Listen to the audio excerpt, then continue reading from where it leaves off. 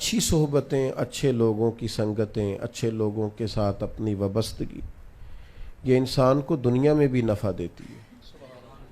آپ اگر ایسے لوگوں کے بیچ بیٹھتے ہیں جو کہتے ہیں یار کچھ بھی نہیں، چھوڑو، جس کی لاٹھی اس کا بھینس، پیسہ ہو تو سارا کچھ ٹھیک ہے، آپ کے پاس دولت ہو تو ہر بندہ ہی آپ کا ہے، یہ اس طرح کے شخص کے پاس آپ بیٹھیں گے تو طبیعت مادہ پرست ہو جائے گی، صبح سے شام تک صرف پیسے کمانے کا بھوت سوار ہو جائے گا، کسی نہ کسی طور پر انسان دولت جمع کرنے میں لگ جائے گا۔ لیکن اگر ان لوگوں کی صحبت میسر آئے گی جو کہیں گے یار پیسہ تو وقت گزارنے کے لیے ضروری ہے، لیکن رب رسول کی رضا جو ہے وہ زندگی گزارنے کے لیے ضروری ہے، جو قیامت اور اخروی کامیابی کے لیے ضروری ہے، جس طرح کے لوگوں کے آپ پاس بیٹھیں گے اسی طرح کے افکار، نظریات، سوچیں طبیعت میں پیدا ہو جائیں گی۔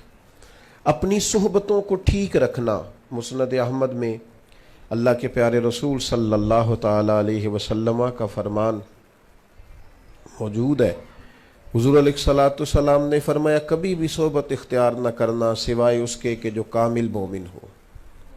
کامل مومن کے علاوہ کسی شخص کی صحبت اختیار نہ کرنا، اور فرمایا کبھی بھی دعوت نہ دینا اپنے گھر میں مگر متقی آدمی کو، پرہیزگار لوگوں کو جانا تو کامل مومن سے ملنے جانا، اور گھر میں بلانا تو پرہیزگار آدمی کو بلانا۔ آپ جس طرح کے لوگوں کے، ہم نے ایسے لوگ بھی دیکھے ہیں بڑے اچھے نمازی تھے، پرہیزگار تھے، متقی تھے، لیکن ایسے لوگوں کے پاس بیٹھنے لگے کہ جنہوں نے انہیں کہا چھوڑو یار اور بھی بڑی چیزیں ہیں، تو ان کے معاملات جو تھے اس میں پریشانی آئی۔ ایسے لوگ تھے نظریاتی طور پر پختہ تھے، پکے عقائد کے لوگ تھے، لیکن ایسے لوگوں کے پاس بیٹھے جن کے پاس کمزور باتیں تھیں وہ بھی کمزور ہو گئے۔ اپنی صحبتوں کو عمدہ کیا جائے، اپنی اولاد کے بارے میں غور کیا جائے کہ ہمارے بچے کہاں اٹھتے بیٹھتے ہیں، کس کی بات سنتے ہیں، کس کے پاس ان کا آنا جانا ہے، کس طرح کے لوگوں کے ساتھ وہ اپنے اوقات گزارتے ہیں۔ صحبتیں، تعلقات یہ جتنے زیادہ صاف ستھرے ہوں گے نظریات اتنے زیادہ صاف ستھرے ہوں گے۔ ہمارے ہاں علم کو، تعلیم کو اہمیت دی جاتی ہے۔ اعلیٰ حضرت فاضل بریلوی رحمۃ اللہ تعالی علیہ سے کسی نے پوچھا تھا کہ علم کے ذرائع کیا ہیں، علم انسان کو کیسے حاصل ہوتا ہے، یہ بات ذرا سمجھیے گا۔ تو فاضل بریلوی رحمۃ اللہ علیہ جو اپنے دور کے سب سے بڑے عالم ہیں اور ابھی تک جن پر تحقیق، ریسرچ اور کام تحقیقی ہو رہا ہے، وہ فرمانے لگے چند چیزیں ہیں جن سے انسان کو علم حاصل ہوتا ہے۔ ایک تو باقاعدہ آپ نے درسیات پڑھا اور مروجہ نصاب آپ نے مکمل کیا، تو ایک ذریعہ تو علم کا یہ ہے۔ دوسرا فرماتے ہیں افواہ رجال، یعنی علماء اور صاحب علم لوگوں کے پاس آنے جانے سے بھی بندے کو علم حاصل ہوتا ہے۔ اور پھر کتب بینی، مطالعہ، صحیح اور مستند علماء کی کتب کو دیکھنا، اس سے بھی انسان کو علم حاصل ہوتا ہے۔ لیکن افواہ رجال، علماء کے پاس بیٹھنا، ان سے گفتگو سننا، اچھی صحبت اختیار کرنا، یہ ایک بہت بڑا ذریعہ ہے کہ جس سے انسان کو علم حاصل ہوتا ہے۔ تو اچھے لوگوں کی سنگت اختیار کریں۔ پھر یہ کہ کامیابی کے جو مدار ہیں، جو چیزیں ہیں ان کی طرف سفر کریں۔ کامیابی کیا ہے، تصوف کیا ہے، طریقت کیا ہے، معرفت کیا ہے۔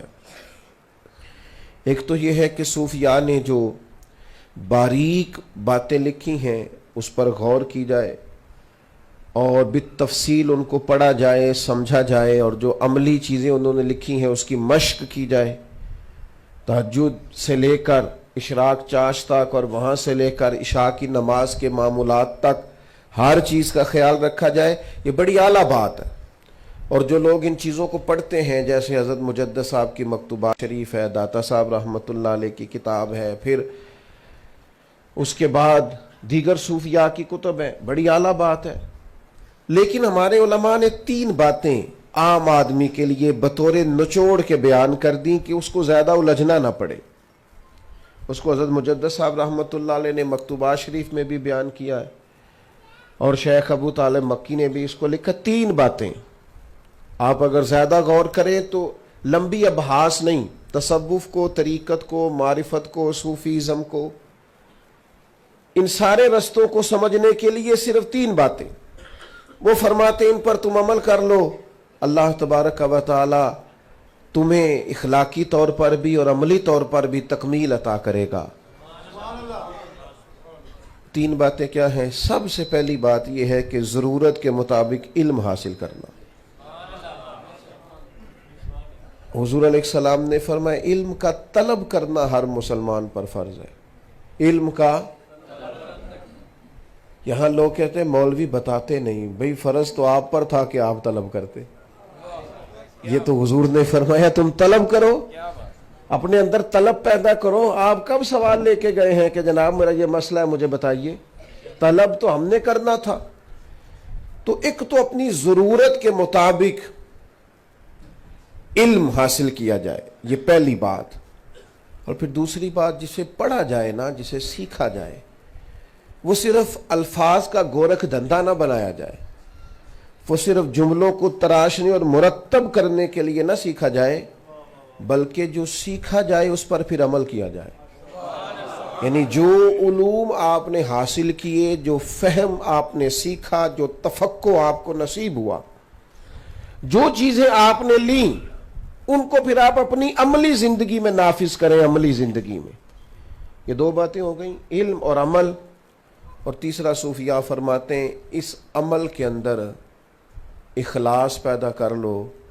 یہ جو بھی کرنا رب رسول کی رضا کے لیے، علم ہو، عمل ہو، اس میں اگر اخلاص ہو، 3 چیزیں تمہیں مل گئیں تو تمہارا دین مکمل ہو گیا، تم تکمیل تک چلے گئے۔ بس یہ 3 چیزیں ہمارے ہاں، ایک تو علم کا مزاج نہیں، یہ جو ہم ابحاث کرتے ہیں نا، فلانے نے یہ کہا ہے تو آپ اس کا جواب دیں، تو یہ ابحاث ہوتی ہیں الا ماشاءاللہ۔ علم تو اور چیز کا نام ہے۔ علم تو آپ ایک طرف سے شروع کرتے ہیں، آپ نے شروع کیا کہ مجھے طہارت کے مسائل سیکھنے ہیں، پھر آپ نے شروع کیا کہ مجھے وضو غسل تک جانا ہے، پھر عقائد کی معلومات لینی ہے، اخلاق کیا ہوتا ہے۔ نبی پاک علیہ السلام نے تو یہ بھی فرمایا رشتوں کا علم حاصل کرو۔ الترغیب و ترغیب میں حدیث ہے، فرمایا رشتوں کا علم تمہیں پتہ ہونا چاہیے، یہ میرے ماموں ہے، یہ میرا چاچا ہے، یہ میرا رشتہ ہے۔ تمہیں پتہ ہوگا تو تم اچھا سلوک کر سکو گے، صلہ رحمی کر سکو گے۔ اور صلہ رحمی اتنی بڑی چیز ہے کہ حضور نے فرمایا جو چاہتا ہے کہ میری عمر بھی بڑھ جائے، رزق بھی بڑھ جائے، عمر بھی بڑھ جائے، رزق بھی بڑھ جائے، وہ اپنے رشتہ داروں سے اچھا سلوک کرے، اللہ تعالیٰ عمر میں رزق میں برکت کر دے گا۔ تو علم، اب ہمارے ہاں کیا ہوا ہے، ہم نے علم کو، پڑھنے پڑھانے کو وہ درجہ نہیں دیا جو درجہ پڑھنے پڑھانے کا تھا۔ آپ میری بات کی سمجھ آ رہی ہے آپ حضرات کو؟ ایک چیز کا نا ایک مقام ہوتا ہے، اس کو جب تک وہ مقام نہیں نہ ملتا، یعنی ٹیچر کو آپ نری فیس دیں، اس کا مقام نہ دیں، تو آپ اس سے فیض یاب نہیں ہو سکتے۔ وہ ہمارے ہاں آج کل رواج ہے نا جی، بعض لوگ اساتذہ کی قدر نہیں کرتے اور اپنے بچوں کو یہ سبق دیتے ہیں، کہتے انہیں آنا کیوں نہیں پڑھان، انہوں فیس نہیں دئی دی۔ تو بھئی یہ لفظ سیکھے گا، اس سے فیض یاب نہیں ہوگا جب تک آپ ان کو قدر نہیں بتائیں گے۔ ہم نے تو ان لوگوں کو دیکھا کہ جو کبھی کسی ٹیچر کو، استاد کو کوئی چیز دیتے تھے تو کہتے تھے آپ کا حق تو نہیں ادا کر سکتے، لیکن یہ چلیں، یہ تھوڑی سی ہم چاہتے ہیں کہ جو ضروریات ہے اس میں کو تھوڑا ہمارا بھی حصہ ہو جائے، جچے تلے لفظوں کے ساتھ اکرام اور احترام کے جذبوں میں لپیٹ کر بات کرتے۔ اب وہ لیول ہی نہیں ہے۔ تو جب تک علم کو وہ مقام نہیں ملے گا جو اس کا مقام ہے، جو اس کا درجہ ہے۔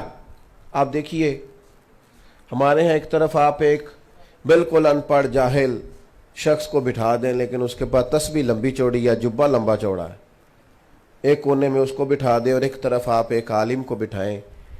قوم کا ہم نے کوئی مزاج اس طرح کا بنا دیا ہے کہ بابا صاحب کی طرف جاتے ہیں بھاگ کے۔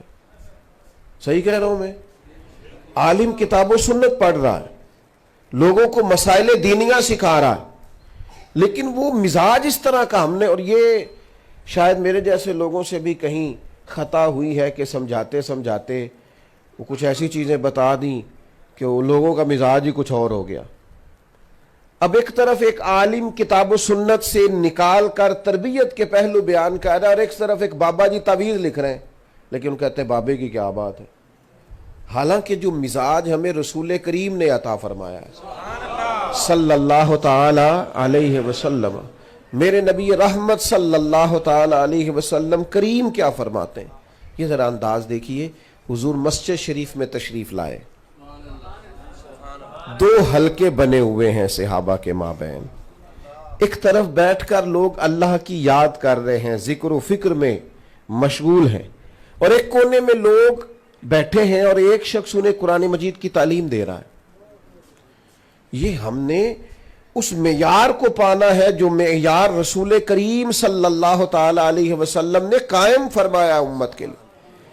اس بلند مقام تک ہم نے جانا ہے جو مقام ہمیں نبی کریم علیہ السلام نے دیا ہے۔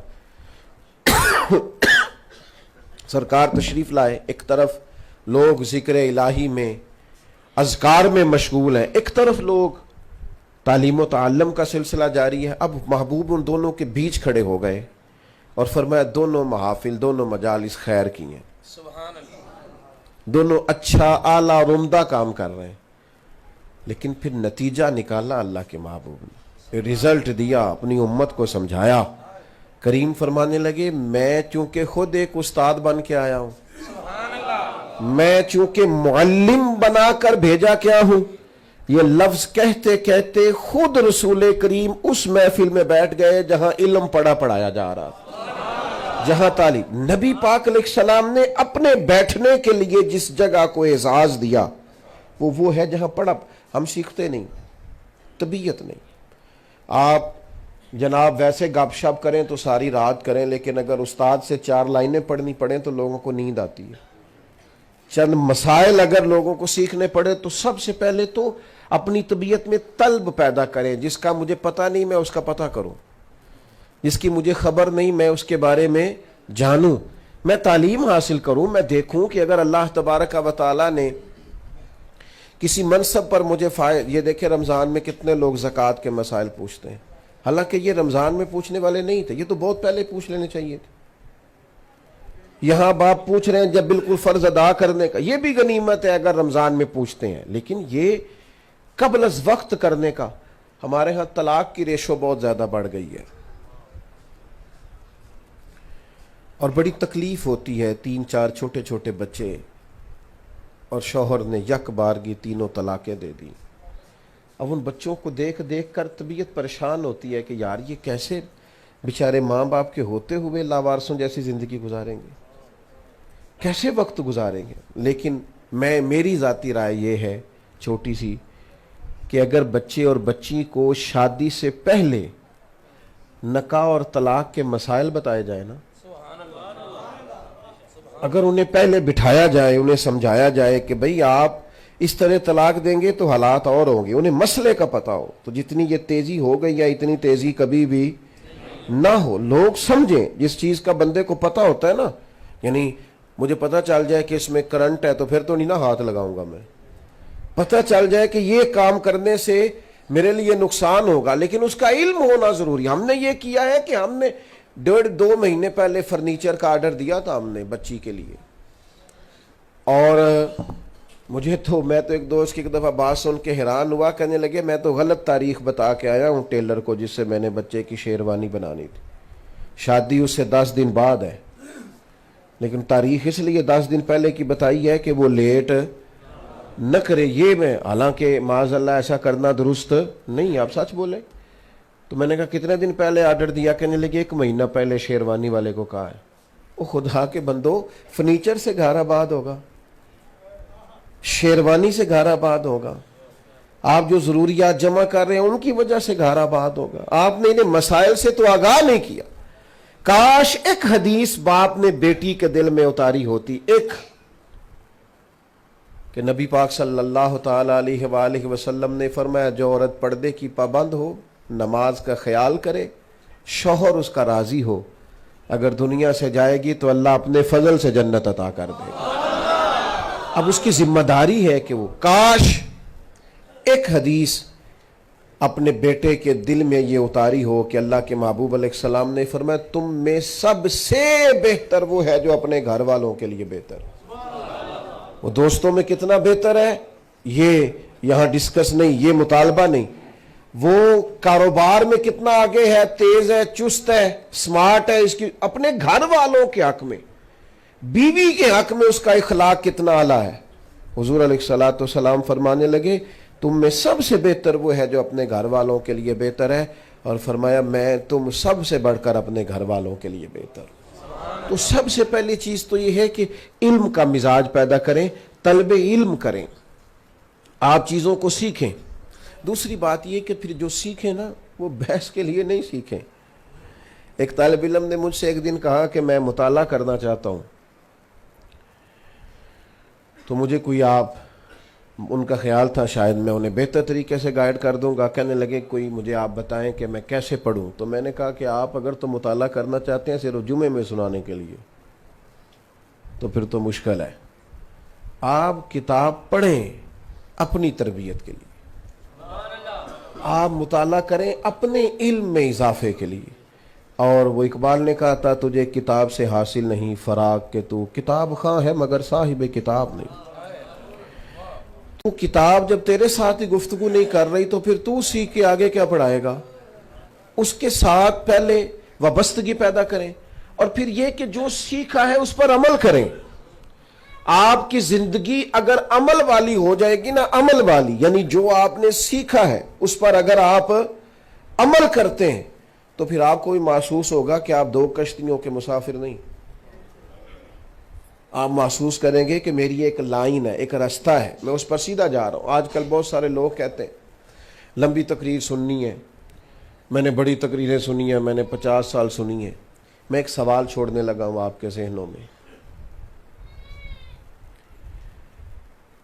نبی پاک علیہ الصلوۃ والسلام نے فرمایا کہ ایک عورت گزر رہی تھی، اگرچہ بڑی گناہگار تھی، اس کے نامہ اعمال میں بڑے سیاہ ترین گناہ تھے، لیکن ایک پیاسے کتے کو اس نے پانی پلایا، کنویں سے نکال کر کے اللہ نے اس کی بخشش کر دی۔ میں آپ کو زیادہ تکلیف نہیں دوں گا، جلدی سے بتائیے گا یہ حدیث آپ سب نے سنی ہوئی ہے؟ جو نہیں بول رہے ان کا کیا خیال ہے؟ سنی ہوئی ہے، سنی ہوئی ہے۔ یعنی جتنے لوگ یہاں بیٹھے ہیں ابھی تک کسی نے انکار نہیں کیا کہ میں نے پہلے نہیں سنی۔ میرے عزیز، میرا سوال یہ ہے، آپ کے ذہنوں میں یہ سوال چھوڑ رہا ہوں کہ یہ سنی تو ہم سب نے ہے کہ کتے کو پانی پلایا تو بہت گناہگار عورت کی بخشش ہو گئی، لیکن یہاں روڈ پہ کتا اگر ٹکرا جائے کسی گاڑی سے تو میں نے نہیں دیکھا کہ دو لوگ نیچے اتر آئے ہوں کبھی کہ ہم نے حضور کی حدیث سنی ہوئی ہے کہ اس سے نیکی کرنے سے اللہ معاف کر دیتا ہے۔ اترنا چاہیے تھا نا قوم کو، نیچے اٹھانا چاہیے تھا نا۔ یہاں تو کتا سڑک پہ مر گیا، پھر وہ مر ہی گیا، لیکن اس کا گوشت بھی گاڑی کے ٹائروں سے لگ لگ کے سڑک سے ہٹتا ہے، لکڑی کے ساتھ بھی کوئی اسے پیچھے ہٹانے کو تیار نہیں ہوتا۔ تو بتاؤ کتاب و سنت کس لیے سنتے ہیں؟ کانوں کے مزے کے لیے؟ 3-4 گھنٹے کی تقریر کس لیے سنتے ہیں؟ کچھ لذت حاصل ہو جائے؟ جب سب کو حدیث آتی ہے، سب نے سنی ہے، سب کو پتہ ہے۔ حضرت ابو ذر غفاری رضی اللہ تعالیٰ عنہ مسلمان ہونے کے لیے، کلمہ پڑھنے کے لیے حضور کی عالی مرتبت بارگاہ میں آئے۔ اللہ کے حبیب علیہ الصلوۃ والسلام نے مختلف نصیحتیں فرمائیں تو ایک محبوب نے بات یہ فرمایا اللہ کے رستے میں کسی ملامت کرنے والے کی پرواہ نہ کرنا۔ وَلَا يَخَافُونَ لَوْمَةَ لَائِمٍ ذَلِكَ فَضْلُ اللَّهِ يُؤْتِيهِ مَن يَشَاءُ۔ اللہ کے بندوں کی شان یہ ہوتی ہے کہ جب وہ رب کے رستے میں جہاد کرتے ہیں تو کوئی اگر انہیں ملامت کرے تو پرواہ نہیں کرتے۔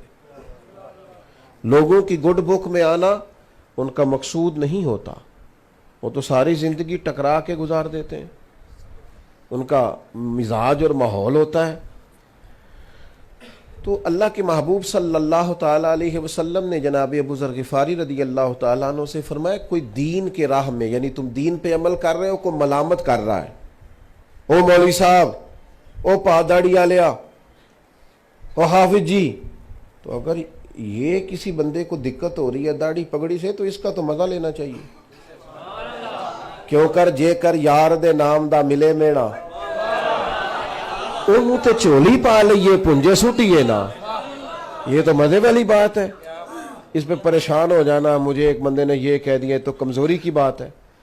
آپ کو تو اس پہ راضی ہونا چاہیے تھا. تو فرمایا کوئی ملامت کرے نا، ملامت کی پرواہ نہ کرنا. ابھی دین سیکھا ہے انہوں نے، کیونکہ دور تھا وہ جب صحابہ جناب زید بن ارقم رضی اللہ تعالیٰ عنہ کے گھر میں باتیں سیکھا کرتے تھے، وہ زمانہ تھا. اب حضرت ابوذر غفاری ذرا باہر نکلنے لگے تو ایک صاحب نے انہیں مشورہ دیا اور بڑا مخلصانہ دیا اور صحیح دیا. کہنے لگے اب حالات ابھی کچھ زیادہ مسلمانوں کے حق میں نہیں، آپ ذرا باہر نکلیں تو اتنی جلدی نہ بتائیے گا میں مسلمان ہو گیا ہوں، لوگ تکلیف دیں گے. تو یہ بڑے وزادار لوگ تھے، بڑے بردبار لوگ تھے. دل دریات سمندروں ڈونگے کون دلاں دیاں جانے. حضرت ابوذر غفاری کہنے لگے کیا کہا آپ نے، لوگ مجھے برا بھلا کہیں گے. تو کہنے لگے میں تو چاہتا ہوں کہیں، میں ابھی تو وعدہ کر کے آیا ہوں پرواہ نہیں کروں گا. تو میں نے جو علم سیکھا ہے اس پر عمل نہ کروں، میں اس پر عمل نہ کروں. پھر میرے عزیز جو سیکھا ہے وہ تو عمل کے لیے سیکھا ہے. کیا کہا کرتے تھے حضرت قبلہ حاجی ابو داؤد صادق صاحب، جو سیکھا ہے سب کو سکھاتے چلو، دیے سے دیے کو جلاتے چلو. آگے بڑھو، جو سیکھا ہے عمل کے لیے سیکھا ہے اس پر عمل کریں اور اپنی زندگی عمل کے ساتھ عبارت کریں. میں آپ سے عرض کروں آج سب سے بڑا مسئلہ عمل کا ہے. لوگ بڑے لوگوں کے قریب جاتے ہیں پر وہ لوٹ آتے ہیں، اس لیے کہ جو ان کو کہتے ہوئے انہوں نے سنا تھا وہ کرتے ہوئے نہیں دیکھا. حضرت بایزید بسطامی رحمۃ اللہ تعالی علیہ سے کسی شخص نے کہا تھا نہ، امام جعفر صادق سے، سیدنا امام جعفر صادق رضی اللہ تعالیٰ عنہ سے کسی نے کہا، امام ابو نعیم نے اس کو لکھا ہے، کہا میں دین کی تبلیغ کرنا چاہتا ہوں، کوئی طریقہ بتائیں، مجھے آپ کچھ حکمت کے موتی دیں، ان کی روشنی میں مرتب کروں کہ خدمت دین کیسے کر سکتا ہوں. تو حضرت امام جعفر صادق رضی اللہ تعالیٰ عنہ فرمانے لگے دین کی تبلیغ کا بہترین طریقہ یہ ہے کہ دین پر عمل کرنا شروع کر دے. یہ بہترین طریقہ ہے. تو عملی مشق کر، دین جو تو نے سیکھا ہے اس کی عملی مشق کر، اس پر عمل کر، سب ٹھیک ہو جائے گا. میں بارہا کہتا ہوں دوستوں سے کہ آپ بہت زیادہ تعریف کریں اپنے پیر صاحب کی، اور بہت زیادہ تعریف کریں اپنے استاد صاحب کی، اور بہت زیادہ آپ ذکر کریں اپنے آستانے اور خانقاہ کا، لیکن اگر آپ گھر میں اپنی بیوی کے ساتھ سخت بولیں گے، اپنے دوستوں کے بیچ آپ سخت باتیں کریں گے، لین دین میں آپ کمزور ہو جائیں گے، تو لوگ آپ سے صاف کہیں گے یہ سکھاتے ہیں تجھے تیرے پیر صاحب، یہ تجھے درس ملتا ہے تیرے استادوں سے. صاف مائیں کئی دفعہ کہہ دیتی ہیں تینوں پیر صاحب یہ نہیں دس دے کہ ماں پیو دی بھی خدمت کرنی چاہیے گی.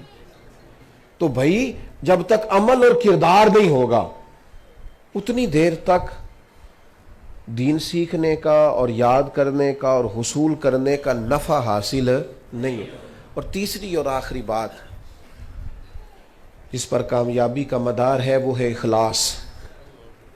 جب آپ علم حاصل کرتے ہیں پھر اس پر عمل کرتے ہیں، اور اگر آپ مخلص نہیں ہوتے، دنیا میں بے چین، بے قرار، مضطرب زیادہ تر وہ لوگ ہوتے ہیں جو مخلص نہیں ہوتے.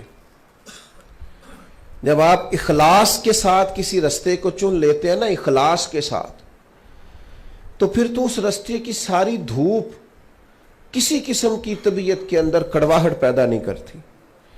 پھر تو کہیں بھی انسان پریشان نہیں ہوتا کیونکہ مخلص ہے. پھر وہ چلتا چلا جاتا ہے کیونکہ اس کے اندر اخلاص ہے. اگر آپ مخلص ہیں، آپ جو کر رہے ہیں وہ اللہ کی رضا کے لیے کر رہے ہیں، پھر جسم کو تھکاوٹ ہوتی ہے، ذہن کو کبھی بھی نہیں ہوتی. پھر وجود کمزور پڑتا ہے، روح کبھی بھی کمزور نہیں پڑتی. پھر آپ طاقتور اور توانا رہتے ہیں. پھر آپ بولتے ہیں تو آپ کی گفتگو اثر پذیر رہتی. اخلاص اتنی بڑی نعمت ہے. نبی کریم صلی اللہ تعالی علیہ وسلم نے فرمایا قیامت کے دن اللہ تعالیٰ کچھ بندوں سے فرمائے گا ان لوگوں سے جا کے اجر مانگو جن کو دکھانے کے لیے تم عمل کرتے تھے، میں تمہیں تمہارے اس عمل کا اجر دوں گا جو خالص تم نے میری رضا کے لیے کیا.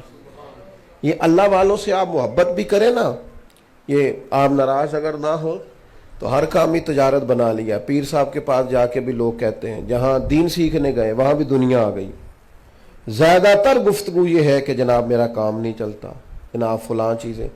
تو میرے بھائی کام چلانے کے لیے تو اچھے بزنس مین سے مشورہ کرنا چاہیے تھا. وہ آپ کو کوئی خاص چیزیں بتاتا کہ کون سا بزنس شروع کر لیں اور اسے کتنا ٹائم دیں اور کتنی انویسٹمنٹ کریں تو چل جائے گا. اس کے لیے آپ پیر صاحب کے پاس کیا لینے آئے؟ دعا کی برکت کا انکار نہیں کرتا. اللہ والوں سے محبت کرے خالص اللہ کی رضا کے لیے، رب کا بندہ جان کے، رب کا. اور اگر کسی قسم کے بھی مقاصد اس میں شامل آ گئے تو اس کی روحانیت اور نورانیت ختم ہوگی. نبی کریم صلی اللہ تعالی علیہ وسلم نے فرمایا قیامت کے دن کچھ لوگوں کے چہروں کا نور 14ویں رات کے چاند کی طرح ہوگا. اللہ انہیں نور کے منبر عطا کرے گا. تو کریم فرماتے ہیں جب پوچھا جائے گا یہ کون ہے تو آواز کرم آئے گی، یہ وہ لوگ ہیں جو دنیا میں رب کی رضا کے لیے ایک دوسرے سے پیار کرتے. کوئی ان کو ذاتی لالچ نہیں تھا، قطعاً نہیں. اخلاص حسن ہے، اخلاص. اور آج کل سب سے بڑا مسئلہ کیا ہے؟ اخلاص ہی تو ملتا نہیں. وہ کسی شاعر نے کہا تھا کہ اس سال ایک فقیرنی تھی، ایک خاتون تھی، تو اس کا بیٹا میلے میں گم ہو گیا. وہ بیچارہ اعلان کرتا پھرتا تھا، ڈھونڈتا تھا، گم ہی ہو گیا ڈھونڈتے ڈھونڈتے کہ مجھے اخلاص چاہیے. میلہ لگا ہوا تھا، ہر چیز لوگ بیچ رہے تھے. اس نے کہا کوئی کہیں سے تھوڑا اخلاص مل جائے. وہ کہتے ہیں وہ چیخے مارتا تھا لیکن ساری مخلوق اس لیے چپ تھی کہ اخلاص تو ناپید ہو گیا. اس سال میرے گاؤں کے میلے کی بھیڑ میں جو گم ہوا وہ ایک بھکارن کا لال تھا. اس فقیر کو تلاش تھی متاع خلوص کی، اور مخلوق چپ رہی کہ یہ مشکل سوال تھا. یہ سوال مشکل تھا. اور تو کہے گا تو کچھ مل جائے گا. اور اخلاص اور للہیت، جب تک اخلاص نہیں ہوتا، جب تک انسان خالص مخلص. کیوں نہیں تھکے امام بخاری گلی گلی نگر نگر جا کے؟ آج ہم کہتے ہیں امام بخاری امام بخاری. امام بخاری رحمۃ اللہ علیہ کے ساتھ تو لوگوں کا رویہ اتنا ناروا تھا کہ آپ نے دعا کی تھی کہ اللہ تیری زمین بڑی وسیع ہے پر میرے لیے تنگ کر دی گئی ہے، کرم فرما، اگر میرا موجود رہنا بہتر ہے ورنہ تو مجھے اپنی بارگاہ میں بلا، جو میرے لیے بہتر ہے فیصلہ کر. تو میرے عزیز یاد رکھیے گا اخلاص بہت بڑی سعادت ہے. حضرت قبلہ صاحب زادہ پیر محمد داؤد رضوی صاحب تشریف لے آئیں، آگے تشریف لے آئیں حضرت.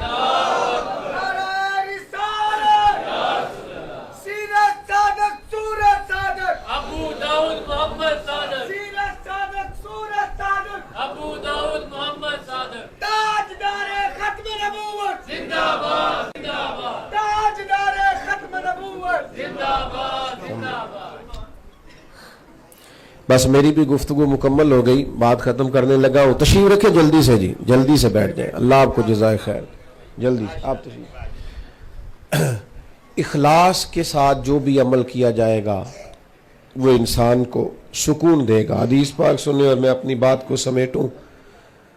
ایک غزوہ تھا، جنگ تھی. نبی کریم علیہ السلام کے ساتھ صحابہ کرام علیہم رضوان کی ایک بڑی تعداد عازم سفر تھی. تو صحابہ فرماتے ہمارے دلوں میں ایک خیال آیا کہ اس جنگ میں نا بڑی جد و جہد کرنی پڑی ہے، بڑی کوشش کرنی پڑی ہے. لگتا ہے اللہ کی بارگاہ سے بڑا اجر دیا جائے گا، نوازا جائے گا. اور پھر ایک خیال اور چٹکیاں بھرتا تھا دل میں کہ ہمارے بعض دوست ایسے ہیں جو آ نہیں سکے کسی وجہ سے، وہ تو محروم رہ گئے. یہ دونوں باتیں بار بار، ایک تو اجر بڑا ملے گا اس جنگ میں، اور ایک یہ کہ کچھ لوگ پیچھے رہ گئے. فرماتے ایک مقام پر کچھ سستانے کے لیے رکے تو اللہ کے پیارے حبیب صلی اللہ تعالی علیہ وسلم جو دلوں کے حال جانتے ہیں، کریم فرمانے لگے اس جنگ میں اللہ تمہیں بڑا ہی اجر عطا کرے گا، لیکن فرمایا تمہارے کچھ بھائی پیچھے رہ گئے ہیں، انہیں مجبوریوں نے نہیں آنے دیا. کسی کو بیماری نے آ لیا، کسی کو کسی مجبوری نے. دل ان کا بڑا تڑپتا تھا کہ وہ بھی شامل ہو. خواہش ان کی پوری تھی، نیت ارادہ ان کا مکمل تھا، آ نہیں سکے. فرمایا جتنا اجر اللہ تعالیٰ تمہیں سفر کر کے یہاں آنے کا عطا کرے گا اتنا انہیں گھر بیٹھے بیٹھے اللہ عطا فرمائے. اخلاص سعادت ہے، نعمت ہے. تعریف اور خوشامد کا بڑی جلدی پتہ چل جاتا ہے، محبت کا اور منہ رکھنے کا بڑی جلدی پتہ چل جاتا ہے، کون شخص کس طرح سے آپ کے ساتھ پیش آ رہا ہے یہ تو چھوٹے بچے بھی جان لیتے ہیں۔ اور بعض لوگ ایسے ہوتے ہیں کہ اتنی تصنع معاذ اللہ کرتے ہیں، اتنی کرتے ہیں کہ ان کی اصل جو ذاتی شخصیت ہوتی ہے وہی ساری مدھم ہو جاتی ہے، وہ بیچارے اپنی پرسنالٹی کو بالکل شخصیت کو ختم کر بیٹھتے ہیں۔ اس لیے کوشش فرمائیں زندگی میں جتنا ہو جو بھی ہو اخلاص والا ہو، للہیت والا ہو، اس کے اندر کسی قسم کی تصنع نہ ہو۔ تو یہ تین باتیں، ایک تو ضرورت کے مطابق علم ضرور حاصل کریں، اور جس طرح تسبیح پہ سبحان اللہ سبحان اللہ سبحان اللہ پڑھنے کا ثواب ہے نا، اسی طرح دین کے مسائل سیکھنے کا بھی ثواب ہے۔ اسی طرح یہ بھی انسان کو روحانی ترقی کی طرف لے جاتے ہیں، اور دوسرا جو سیکھا ہے اس پر پھر عمل کریں، اور تیسرا اس عمل میں اخلاص پیدا کریں۔ اللہ تعالی حضرت چشتی صاحب رحمۃ اللہ علیہ کے مزار پر اپنی رحمت اور اپنا فضل فرمائے۔ پروگرام چونکہ اپنی ترتیب سے جاری رہے گا، مجھے آگے بڑھنا ہے، لاہور جانا ہے مجھے، تو ویسے بھی ہمیں شخصیات کا نہیں نظریات کا ہی قائل ہونا چاہیے۔ بزرگوں کی محفل ہے، میری خواہش یہ ہے کہ آپ سب اطمینان سے بیٹھیں، محبت سے بیٹھیں، پروگرام کے نظم کو اسی طرح قائم رکھیں، جو آگے سلسلہ ہوگا چلے